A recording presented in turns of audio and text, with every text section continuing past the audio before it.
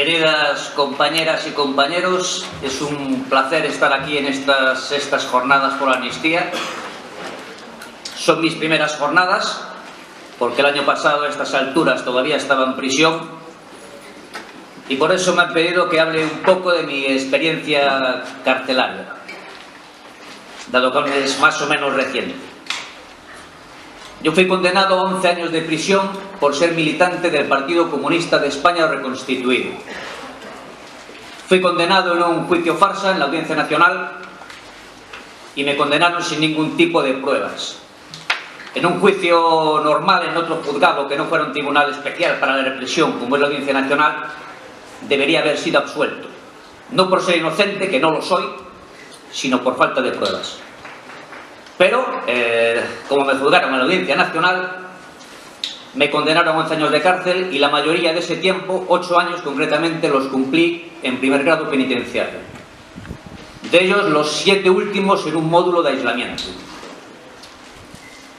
Un módulo de aislamiento es un módulo de castigo, en el que se lleva a los presos que han tenido algún tipo de pelea o problema, o bien con otro preso o con los carceleros.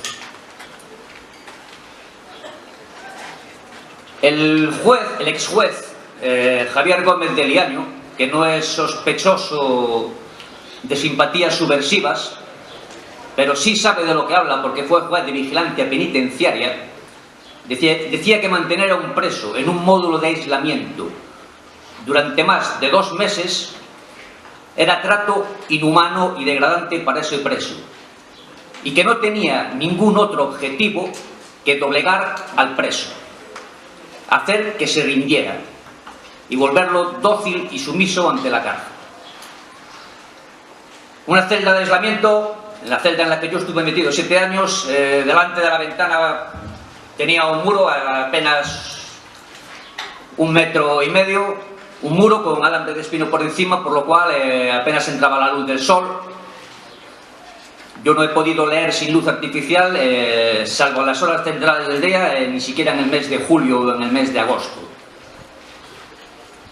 Al mismo tiempo, al darse esas condiciones, pues las celdas son auténticas neveras.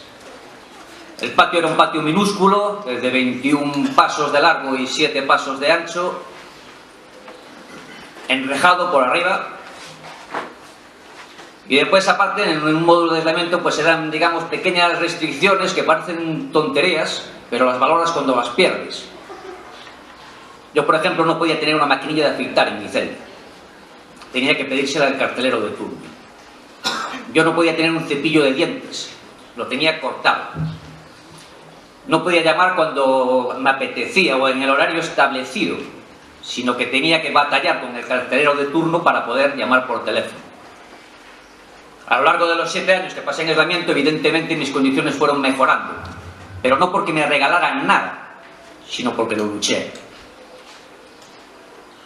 Mis condiciones de encarcelamiento no son algo extraordinario o excepcional que se aplicara contra mí.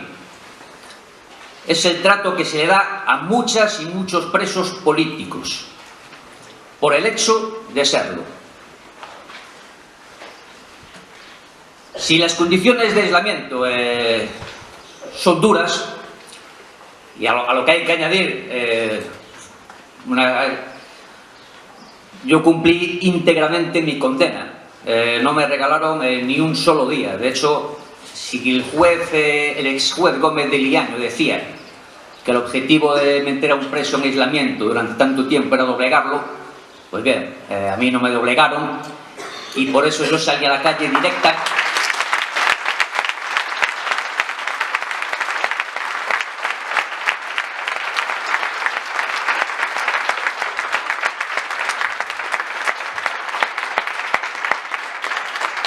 Yo salí a la calle directamente desde mi celda de aislamiento.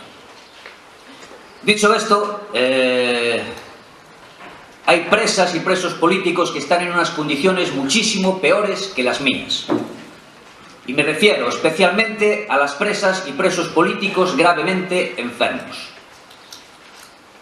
Cuando una presa política, cuando un preso político enferma en prisión, es consciente de que su salud e incluso su vida está en manos de su enemigo de clase.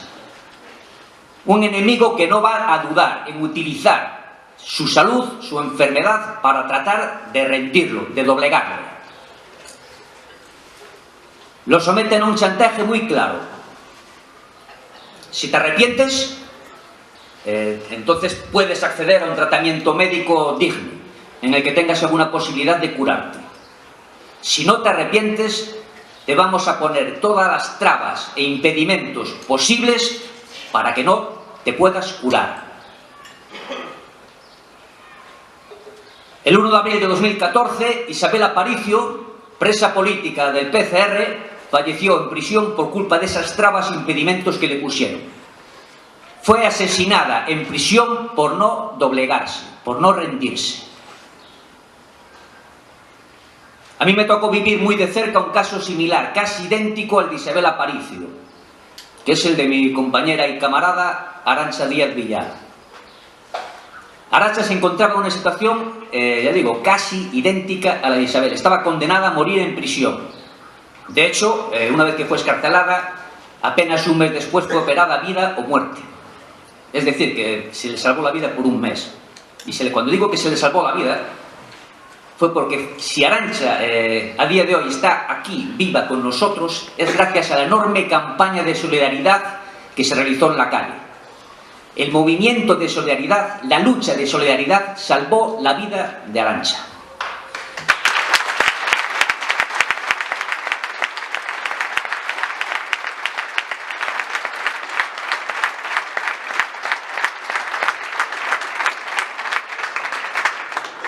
A día de hoy yo estoy viviendo en Vitoria-Gasteiz, en Euskal Herria.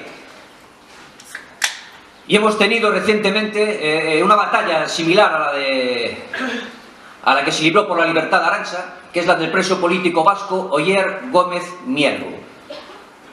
Un preso estaba encarcelado en Francia, enfermo de cáncer, con metástasis muy grave, condenado a morir cualquier día de estos. Y en Euskal Herria en general, y en Vitoria-Gasteiz en particular, lo mismo. Se desarrolló una espectacular campaña solidaria, se movilizó a muchísima gente, es una campaña popular, salida de la calle. Hombres y mujeres imprescindibles, como decía Bertolt Brecht. Imprescindibles como Pepa Alarcón. Y nos hacen falta aquí, con nosotros, junto a otros imprescindibles, como Enrique Cuadra o Pepe Balmón, para que nos aporten toda su experiencia y toda la sabiduría que da una vida entera de lucha.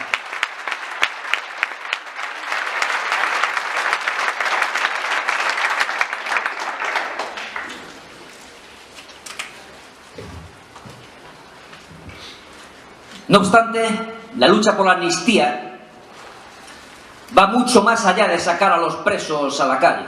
No es solamente exigir la libertad de las presas y presos políticos.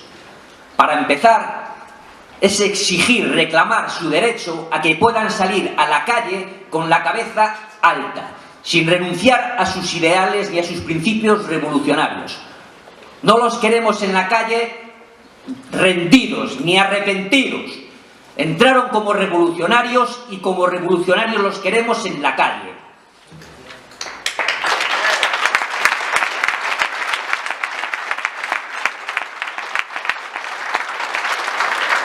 Además, no queremos que las presas y presos políticos salgan por una puerta y al día siguiente entren por otra.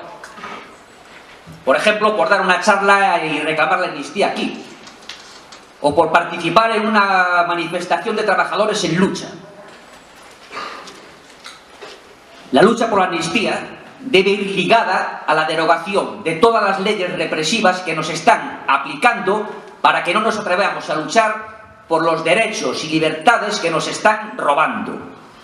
Y además, la lucha por la amnistía debe ir ligada a la reivindicación de la disolución de la Audiencia Nacional, ese tribunal especial para la represión que están utilizando estos fascistas para meter en la cárcel a todo aquel que se atreve a protestar, a todo aquel que se atreve a levantar la voz.